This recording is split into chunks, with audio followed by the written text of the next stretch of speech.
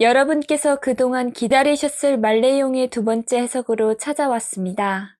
전편에서는 말레용을 하나의 영상에 총체적으로 풀이하는 대신 문자 1만만을 중심적으로 설명하여 여러분께서는 문자 1만만에 이어지는 다음의 문자들이 어떻게 연결지어 풀이될 수 있고 이번 편에서 설명할 올해의 문자에는 어떠한 숨은 이치들을 찾을 수 있을지에 대해 더욱 궁금하셨을 것입니다.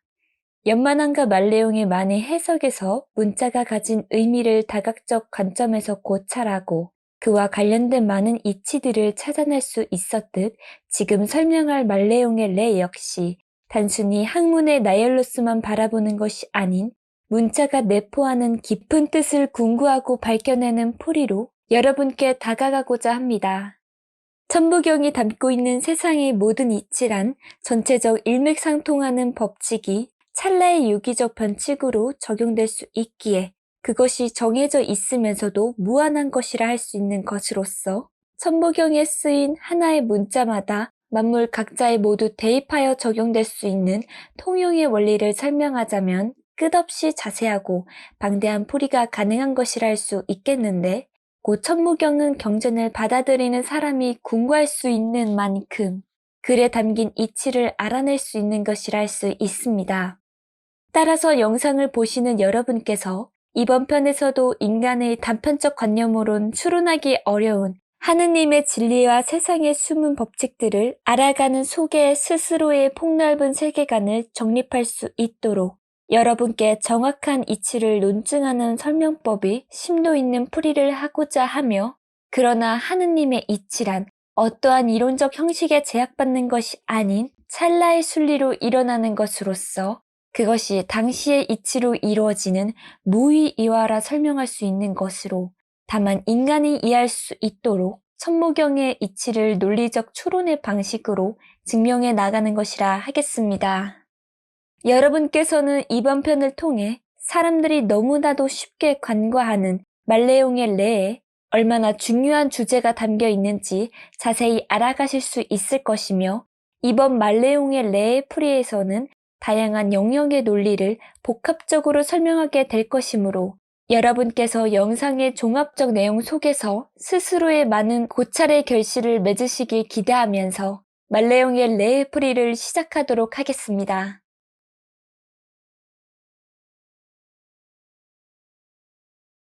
하느님의 권능으로 창조된 광활한 세상의 법칙을 설명하는 말레용은 풀이가 방대할 수밖에 없으므로 전편에서는 말레용에 대한 종합적 고찰에 기반하여 문자 1만만을 세분화하여 풀이하였습니다.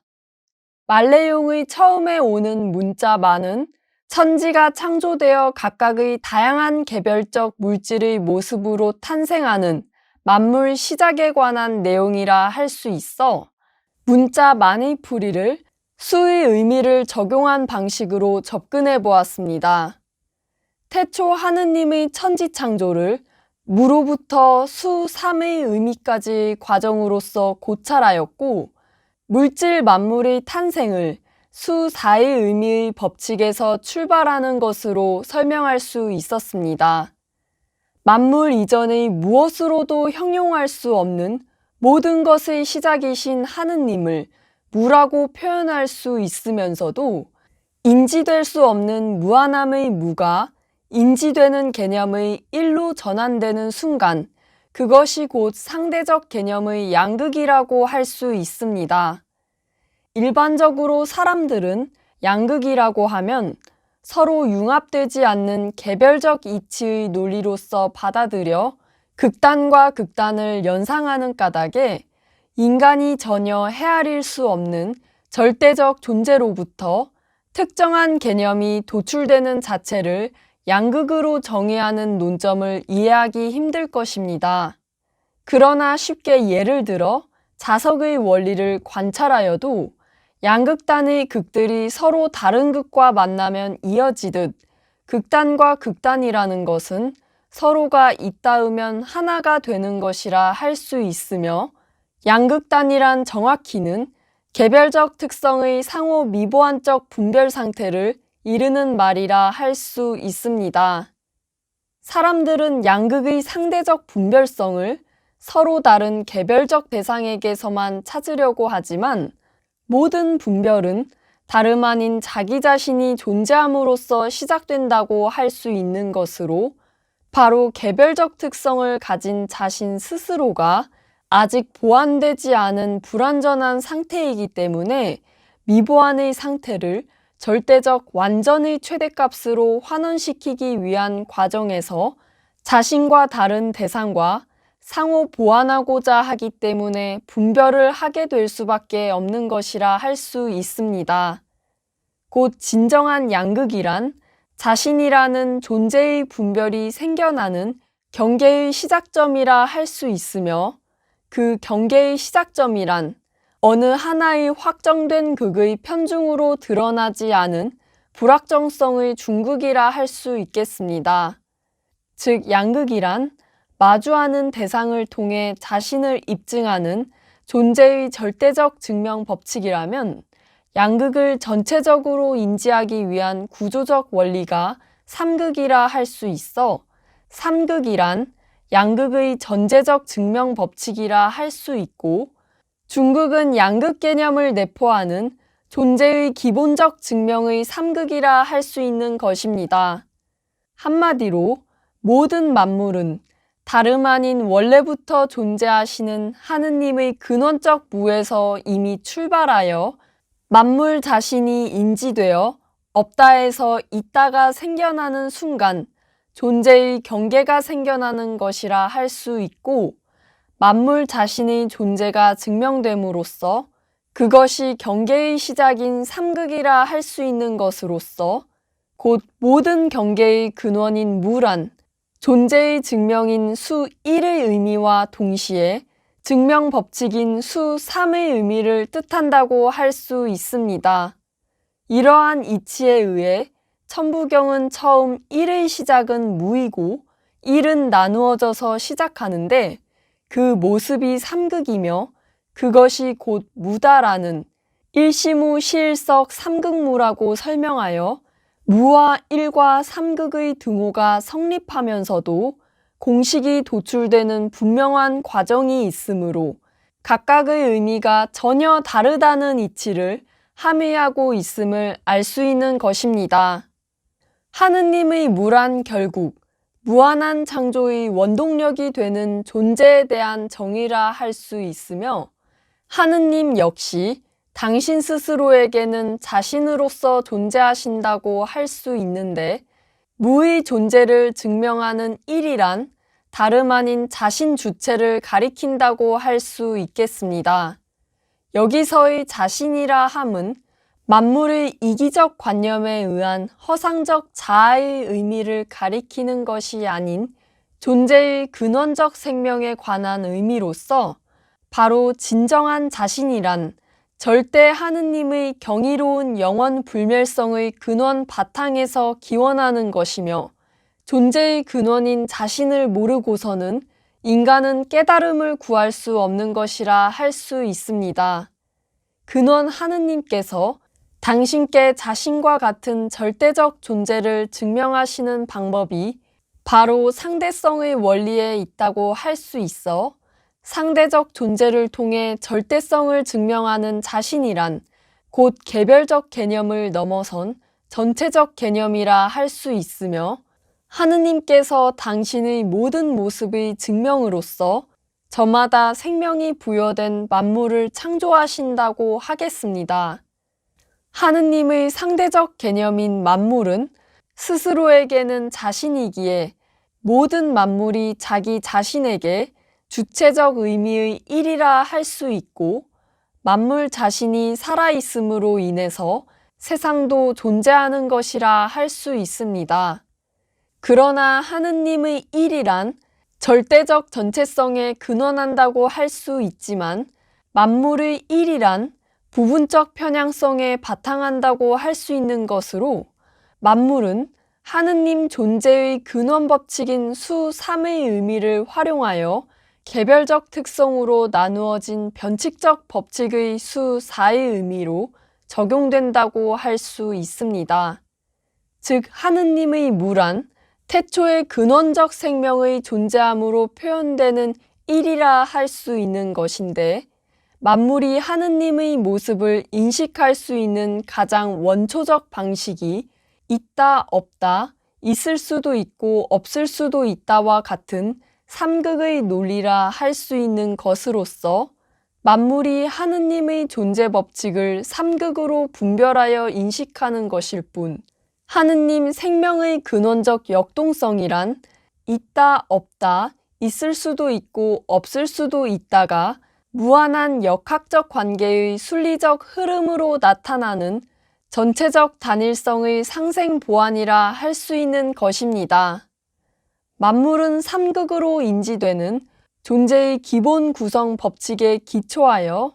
개별적 개체로 드러나게 되므로 하느님 근원의 삼극 법칙을 활용하여 개체의 있다, 없다, 있을 수도 있고 없을 수도 있다의 새로운 삼극을 정립한다고 할 수 있고, 새로운 삼극이 안착하는 바로 그 편향성의 중심점이 사극이라 설명할 수 있겠습니다.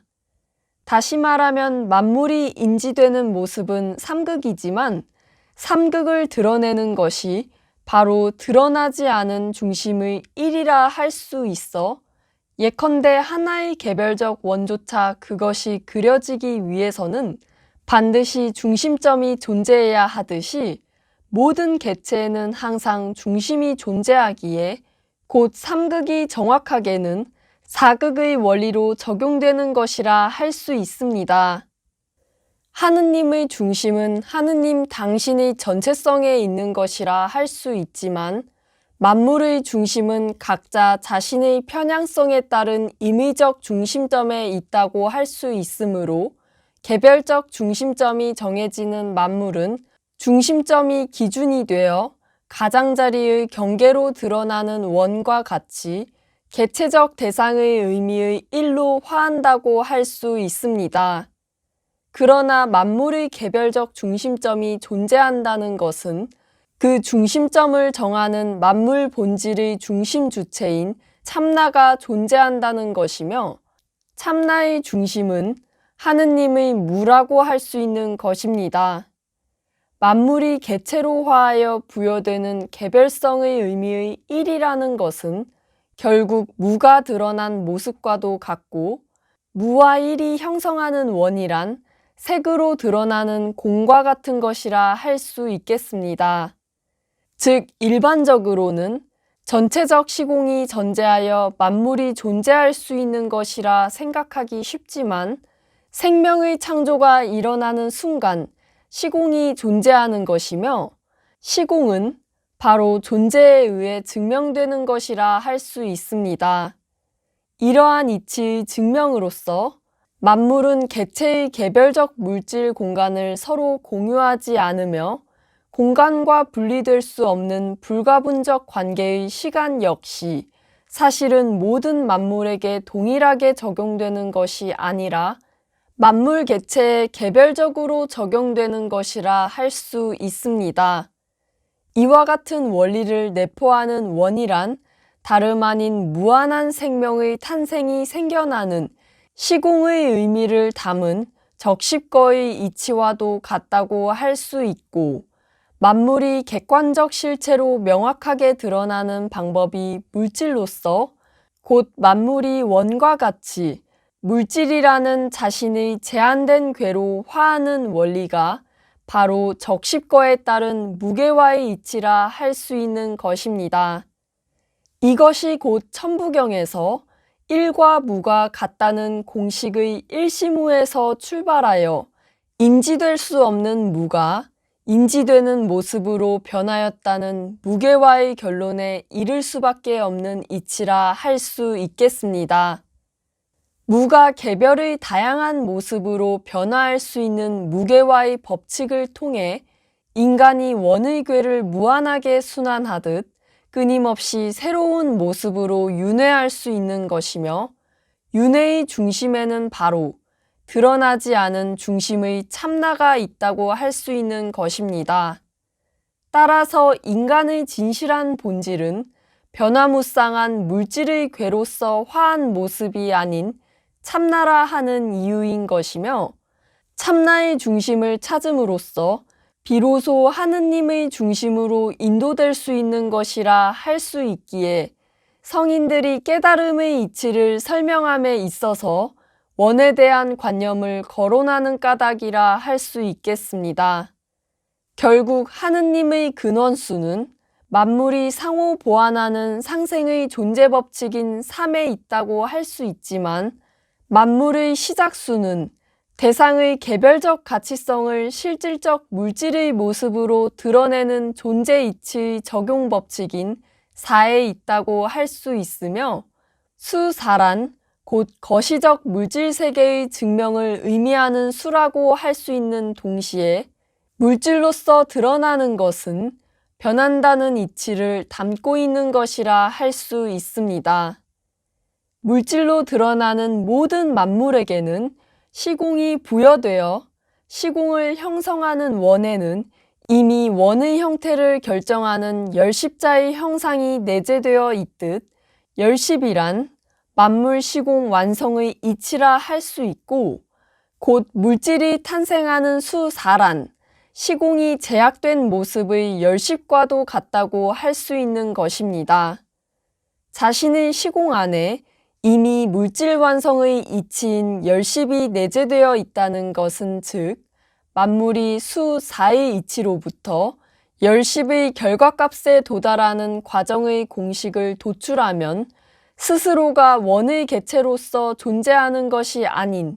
자기 자신이 무한한 열십이 되어 물질의 제약을 벗어날 수 있음을 암시한다고 할 수 있겠습니다. 열십이란 곧 적십거에서 시작된 만물의 물질 완성의 척도인 동시에 스스로가 무한한 만물을 창조할 수 있는 새로운 적십거의 시작을 의미한다고 할 수 있고 열십이 시공의 제약을 벗어날 수 있는지의 여부에 따라 인간이 생사의 윤회에 머무를 수도 혹은 영원한 불멸성에 이를 수도 있는 기로에 서게 되므로 열십이 원이라는 공간적 개념에 갇힌 모습과 나선령의 원으로서 무한히 확장되어 나아가는 모습을 상이하게 표현한 형상이 바로 만자만이라 하겠습니다.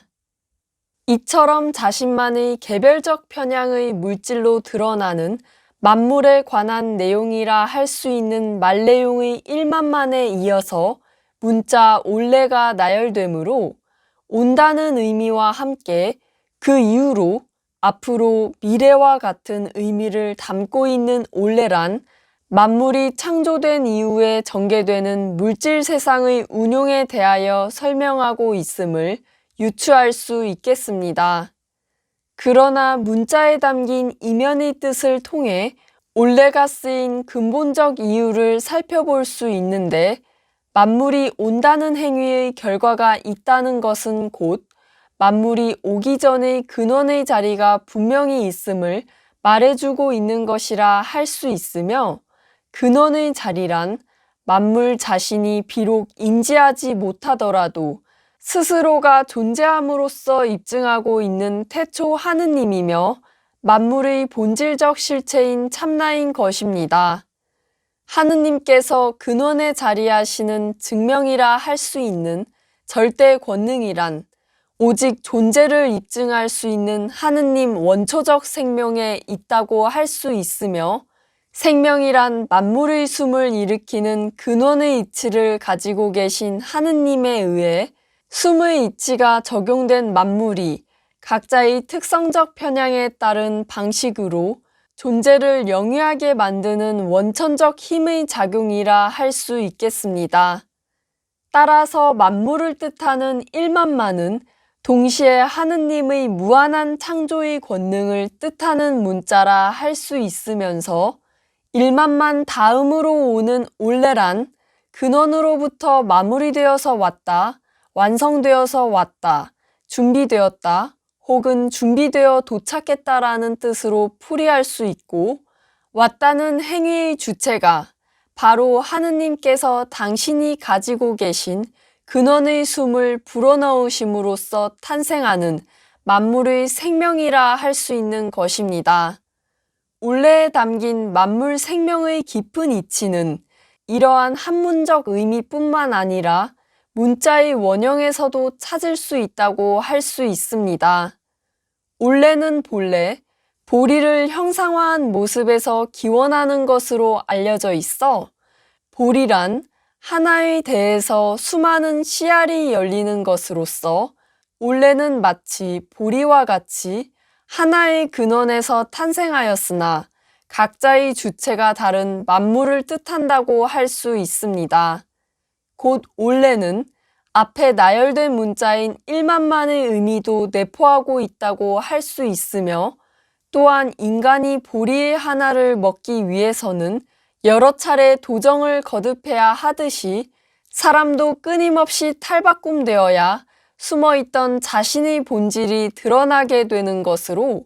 즉 올레란 아직 정제되지 아니하여 여러 겹의 껍데기로 쌓여있는 거친 보리알과 같은 만물이 세상에 태어남을 말하는 것이라 할 수 있는 것입니다.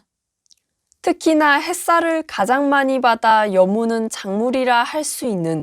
보리와 같은 곡식에는 풍부한 영양소가 함유되어 있는 것으로서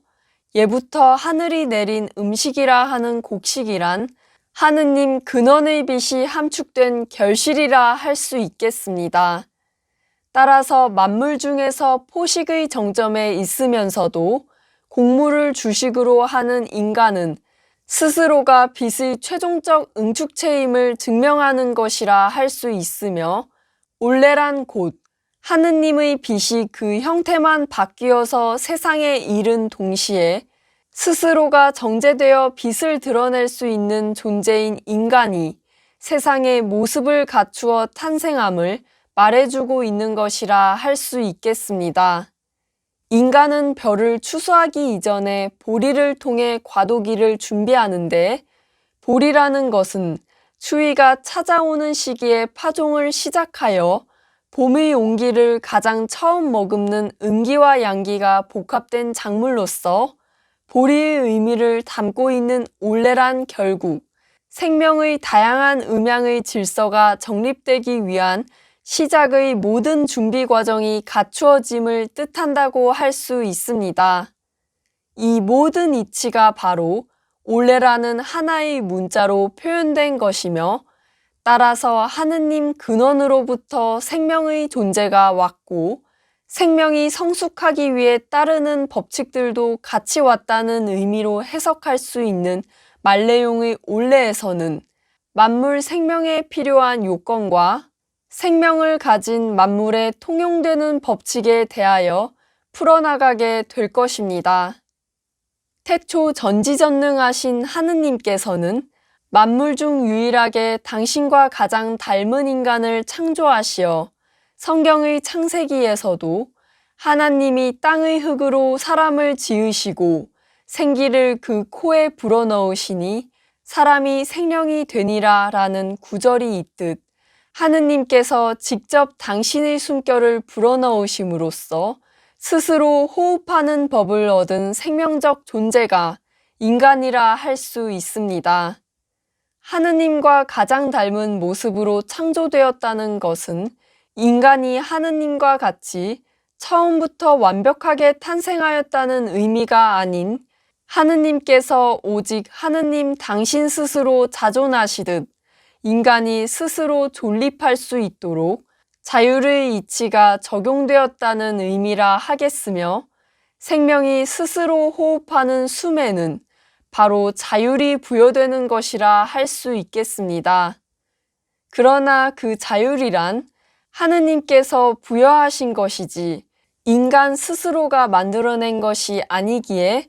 아직 참된 자율을 모르는 미성숙한 인간 자신이 하느님이 부여하신 자율의 축복을 편향되게 드러내므로 개별적 특성으로 나뉘게 된다고 설명할 수 있습니다. 바로 자신으로서 상대와 구별되고 구분되는 성, 즉 개별적 특성이 부여됨으로써 인간은 제한적 물질의 경계로 처음 모습을 드러낸다고 할 수 있으며 개별적 특성이 부여됨은 곧 자신이라는 객관화된 물질의 모습으로 제한되었다는 의미라 할 수 있겠습니다. 개별적 특성을 갖는 물질의 모습으로 화하는 인간은 곧 스스로 자존하지 못하고 상대에게 의존할 수밖에 없는데, 인간은 다른 인간과 더불어 공존할 뿐만 아니라 매 순간 의지하는 물질의 숨이 바로 생사의 문제와 직결되며 다른 생물의 양분을 취하여 생명을 유지하는 것과 같이 자연의 모든 것들에 대해 의식적으로 또는 무의식적으로 의존하고 있다고 할 수 있습니다. 그러나 인간은 자기 자신이 상대에 의해 살아갈 수 있다는 사실을 인지하지 못하고 당연하게 스스로의 자력으로 살아간다고 착각하기 때문에 자신을 존재케 하는 상대는 경시하면서 자신만이 세상에서 가장 존귀한 존재인 듯 오만합니다. 인간은 따라서 상대가 자신의 뜻과 상응하지 않다고 생각되면 언쟁을 벌이거나 교류를 단절하며 사회적으로 부나 권력, 학식의 우위를 점했다고 자만하는 사람들은 자신이 현재 누리고 있는 모든 것들이 온전히 스스로의 능력으로 성취한 것들이라 착각한 나머지 자기 우월감으로 상대적 방만함에 빠집니다. 인간이 다른 인간조차 오직 자신의 개인적 이기심과 이익을 추구하기 위한 수단으로 이용하여 인간의 가치를 훼손하는 일이 만연한데, 더욱이 만물에게는 인간 자신의 편의에 따라 만물의 존재마저 비참하게 만들며 만물의 생명을 대함에 있어 최소한의 예우마저 갖추지 않습니다. 인간이란 자연의 모든 것들을 주체적으로 활용하여 자연에서 자신의 존재를 영위하므로 인간이 곧 자연이라 할 수 있는 것인데, 인간은 단순히 개별의 물질적 자신만을 자신이라 여기고 자신과 상호적 관계가 결부된 모든 존재들이 결국 하나인 이치를 알지 못하는 까닭에 자연을 단지 개인의 이기심을 충족시켜 줄 수 있는 개별적 개체로서 바라보는 나머지 자연의 순리적 흐름에 역행하기도 하며 마침내는 자기 자신과도 같은 자연을 파괴합니다. 이 모든 인간의 만행이 바로 인간 스스로가 생명에 대한 존중이 없으며 생명에 대한 인의 예지가 지켜지지 않기 때문에 자행되는 것이라 할 수 있는 것이고, 자신의 존재를 유지시켜주는 모든 인간과 만물, 자연이 갖는 생명의 소중함을 알지 못하는 이유는 곧 이기심이라는 거짓된 자기의 방식만을 추구할 줄만 알면서 자신이라는 존재를 진정으로 소중히 여기고 사랑할 줄 모르기 때문이라 할 수 있겠습니다. 인간은 그럼에도 불구하고 자신 스스로가 상생적 사고로 전환하는 순간 만물 전반에 대해 전혀 다른 결과를 불러일으킬 수 있는 전체적 자율이 주어지는 것으로서, 그러나 인간이 존재하기 위해 필연적으로 탄생하는 존재라 할 수 있는 만물은 자신, 그리고 자신과 긴밀한 종족의 생명을 유지하기 위한 기본적 자율에 국한되어 버린다고 할 수 있습니다. 이처럼 전체적 자율을 부여받는 인간과 달리 인간의 필요에 의해 각자의 쓰임에 맞는 부분적 특성으로 드러나는 만물은 한마디로 자연 법칙에 지배되는 본능을 부여받는다고 할 수 있겠습니다. 인간이 만물의 특성을 필요로 할 수 있는 것은 인간 자신이 이미 그 특성을 내재하기에 부합할 수 있기 때문이라 논증할 수 있는데, 따라서 만물 각각의 다양한 특성은 전혀 다른 것에서 생겨나는 것이 아닌 바로 인간의 모든 특성적 요소들이 만물에 심어졌기 때문에 만물에게 부분적으로 특화된 특성들이 생겨난 것이라 할 수 있으며, 인간은 즉 만물 개별 특성의 물질적 통합의 모습이라 할 수 있겠습니다. 곧 인간의 통합적 특성이란 자율에 기반을 두는 반면에 만물의 부분적 특성은 본능에 기반을 둔다는 점에서 인간과 만물의 근본적 차이가 있다고 할 수 있습니다.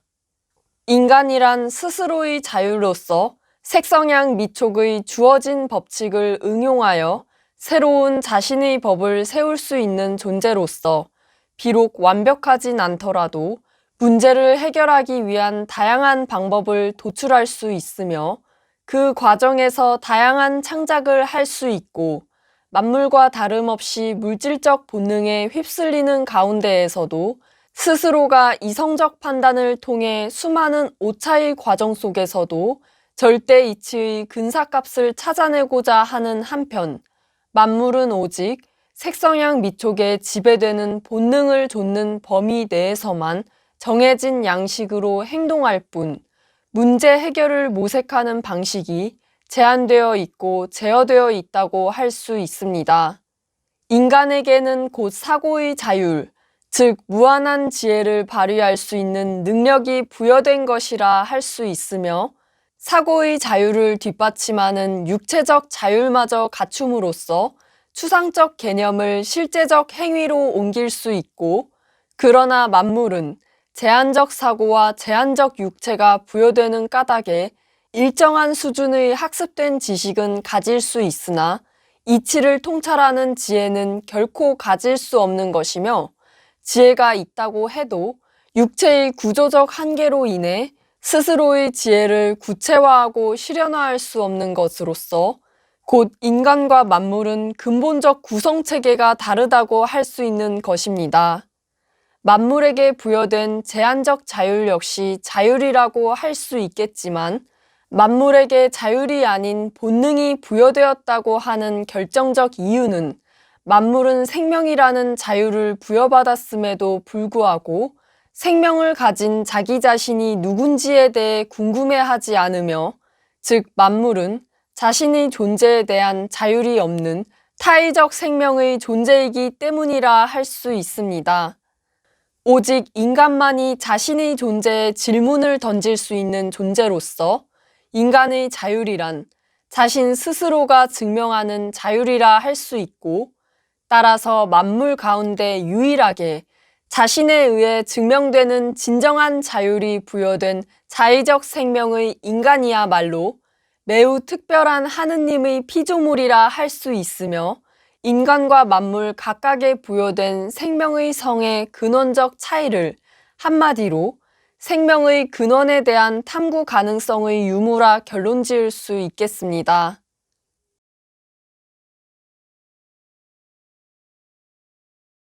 이번에 해석할 말레용의 레는 한 편의 영상에서 모두 설명하기에는 풀어나가야 할 문자의 숨은 내용이 많은 까닭에 말레용의 문자 레가 담고 있는 핵심 주제라 할 수 있는 만물 생명과 관련하여 생명적 요건이 되는 성명정의 성까지 설명하면서 성명정의 명에 대한 설명부터 이후의 문자 레의 해석 전반은 다음 편에 이어서 설명하도록 하겠습니다.